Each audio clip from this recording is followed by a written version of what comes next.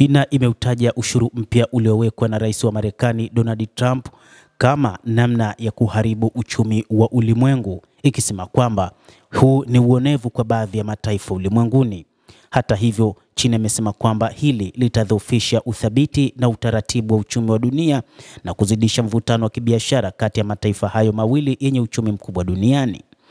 Hata hivyo, wachambuzi wa mambo wanasema kwamba hii ni fursa kwa China wakati Marekani imeweka vikwazo karibia kwa mataifa mengi ulimwenguni. Ni wakati ambapo China inapaswa kutafuta masoko mapya, lakini pia kuhakikisha inashirikiana na mataifa mbalimbali hasa ya Umoja wa Ulaya, lakini pia na mataifa mengine hasa Afrika pamoja na Asia. Akitoa maoni yake siku ya leo Jumatatu, msemaji wa Wizara ya Mambo ya Nje wa China, Lin Jian, alilaani uamuzi wa Washington wa kutoza ushuru wa 34% kwa mauzo ya nje ya China kwenda Marekani juu ya ushuru uliopo wa sasa wa 20% na kuleta ushuru wa jumla kwa angalau 54%.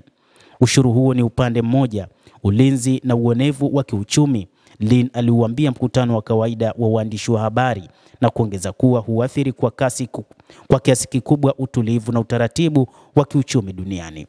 Wizara ya Fedha ya China ilitangaza Ijumaa kwamba itatoza ushuru unaolingana wa 34% kwa bidhaa zote za Marekani ambazo itaanza kutekelezwa Aprili 10.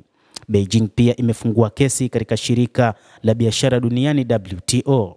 Mzozo wa biashara unaokuwa umekuwa na athari za mara kwa mara kwenye masoko ya kifedha ya kimataifa na kusababisha hisa za Ulaya, Marekani na Asia kushuka kwa kiwango kikubwa.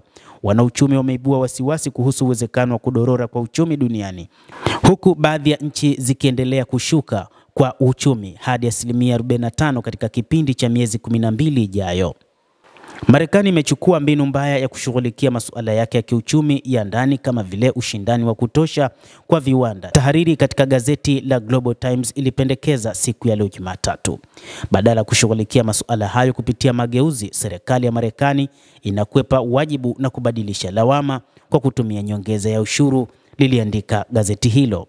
Hatua za kukabiliana na Beijing zinalenga kuonyesha azimio la kithabiti la kutovumilia ukiukwaji usiojali wa sheria za kibiashara za kimataifa na Marekani ambazo ilitangaza. Wachambuzi wa mambo wanasema wameonya kuwa ushuru wa hapo kwa hapo uliotangazwa na Marekani unaweza kuvuruga minyororo ya usambazaji wa kimataifa na kuongeza bei ya watumiaji na ukuaji wa uchumi wa taratibu ulimwenguni.